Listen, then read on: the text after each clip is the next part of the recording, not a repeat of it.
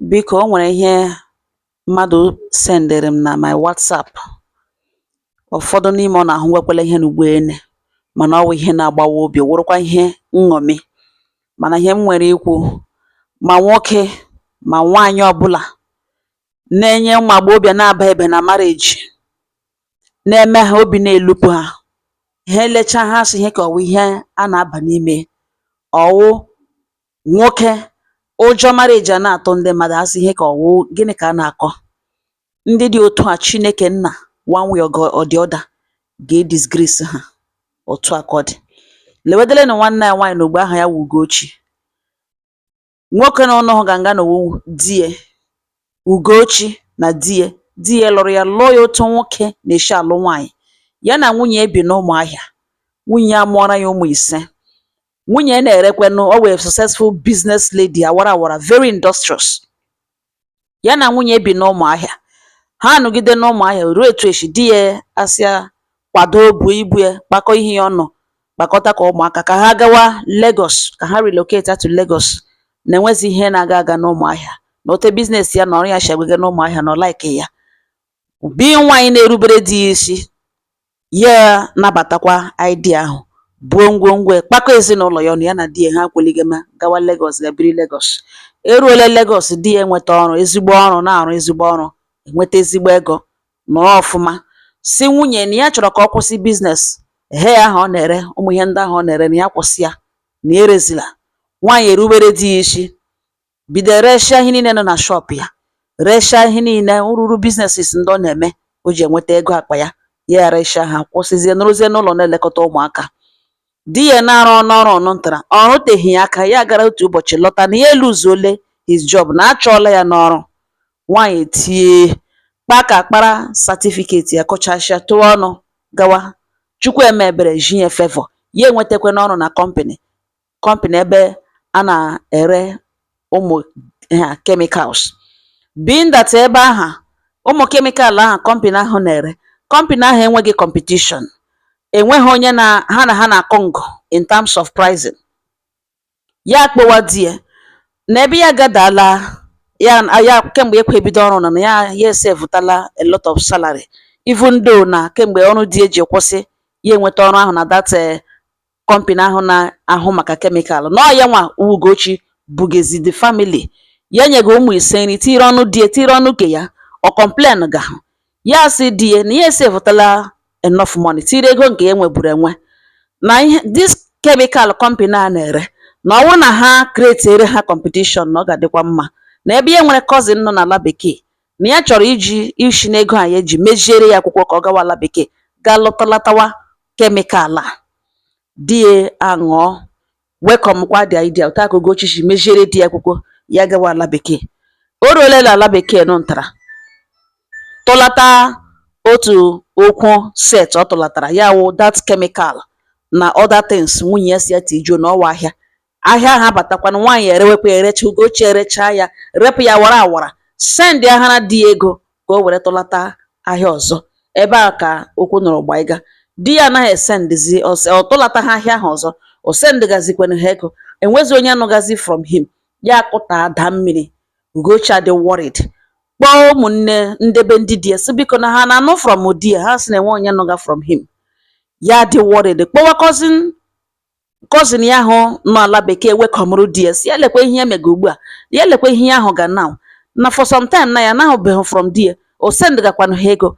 Ahịa o kwesịrị ịtụlata, ọ tụlatagizi, na ya find go out, gaa tụrụ imi ala mara dele ma enwere ihe dị wrong. Cousin ya nọ nga trace wetuo disken, tue mbiaka tute ya wụrụ na di Ugochi alụọla nwaanyị ọzọ, ya na ya bi n'ala bekee ebe ahụ. Cousin ya etie, werekwa oso were ije lawa n'ụlọ ya, ga mịa ka mmiri fonu gwawa Ugochi si na lekwe di ha alụarịala nwaanyị, ya na nwaanyị bi na ụlọ, ya na nwaanyị bizi n'obibi. Ha lụrụ nwaanyị, gaa na kọtụ lụọ dị oteneshi alụ di na nwunye, na ya na di ṅụbi. Ugochi agbapịa, were akwa lakwuru ndị di ya, gwawa nna di ya na nne di ya na ụmụnne di ya, si lekwe ihe ahụ ga.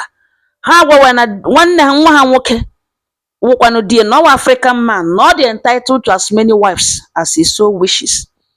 Ugochi ebe so ihe ha nwere ikwu, mgbe ọ na-elegharịzi anya n'ime the house, ya bịa chọpụta na ụfọdụ ururu ihe ndị ahụ di ya na-atụlatara ya with chemical, na ihe ndị a wụzi ihe nụju n'ụlọ ndị ahụ, ụmụ ihe ndị decoration na ihe ndị some furniture, ya hụ na ọ wụzi n'ụlọ ụmụnne di ya ka ya hụrụ ya, because ya gara n'ụlọ ha gaa visit ha differently, ma mgbe ọ gara hụ nne di ya hụ that na ụmụ ruru ihe ndị ọzọ na-eso chemical ahụ alọta nọzi n'ụlọ di ya, nọzi n'ụlọ ụmụnne di ya, ya alawa bee.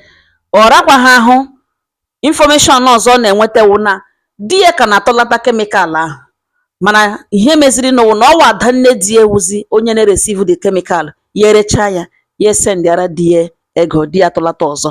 Ọwụ nwanne di ya na di ya megezi the business, ya nwa ji ego erezi ya send ya di ya ala bekee n'ego aka ya, na di ya na ada nne di ya megezi the business.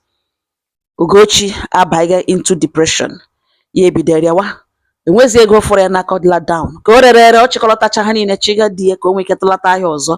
Ugochi enwezi otu o si agha onwe ya daa, echiche abịa nwanne, ebido gbarịwa n'akwa n'obi mgbawa, ya ada ọrịa, eburu ya gaa ụlọ ọgwụ si na o nwere cervical cancer and high BP. Mgbe a na-akụ anya kpum, Ugochi wee wụrụ onye nwụrụ anwụ, wụsawa ụmụ 5.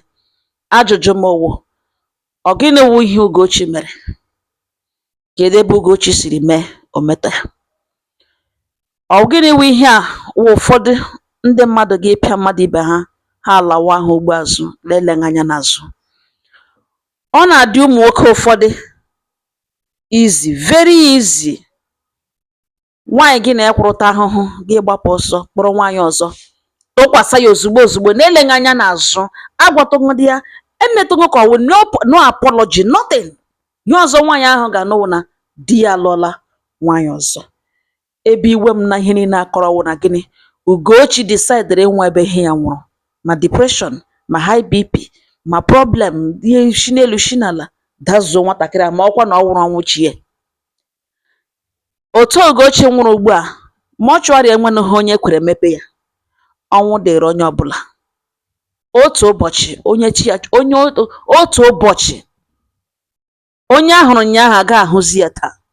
Ife aka dịrị onye ọbụla, mana ọ gịnị wụ ihe mmadụ ga-emecha elecha anya sị chai, ụmụ Ugochi wụsawara, ụmụaka ga-eto eto, ụmụaka ga-eto eto, nwa ewu ga-anwụ, ọ ga-eru n'ikenga. Unu lewetala ụmụnne m, ọ gịnị wụ offense Ugochi omitiri? Ọ ndị dị otu a na-eme young men and women, ụjọ ịba na marriage na-atụ ha, ụjọ nwaanyị iwepụta ego sọpọtụ di ya, bige di ya ego sọpọtụ di ya ọfụma wit ịhụnanya, ụjọ ya na-atụ ya. Ụjọ nwoke ịpụta zụọ nwunye na university, sọpọtụ nwunye. Ụfọdụ ụmụ nwoke na-atụ ụjọ ime ihe dị otu a. Ọ gịnị kpatara? Ịkpa ha aka n'ọnụ, ha so enyi ha nwoke mere ya, o favor ya. Ịkpata nwaanyị aka n'ọnụ, ya sị ụmụ nwoke mere ya, ya hụ na ebe nwaanyị mere ya, o favor ya. Ọ bụrụ na ịnwe okorobịa nọ nga nọ, iwu nwoke nọ na nwaanyị iji nwaanyị, iwu nwaanyị nọ na di iji di, biko elele ndị dị otu a, were ihe gbasatara ụmụ akụkọ ndị a gị were weketa ya family, onye na-akara aka ya, onye na-achị ya. All I know, ụgwọ ọlụ onye ọbụla dị n'aka ịkwụ dịka ụgwọ ọlụ ha si dị, otu a ka ọ dị. May her soul rest in peace. Ka Chineke duwekwana ụmụaka ọ wụsawara. Amen.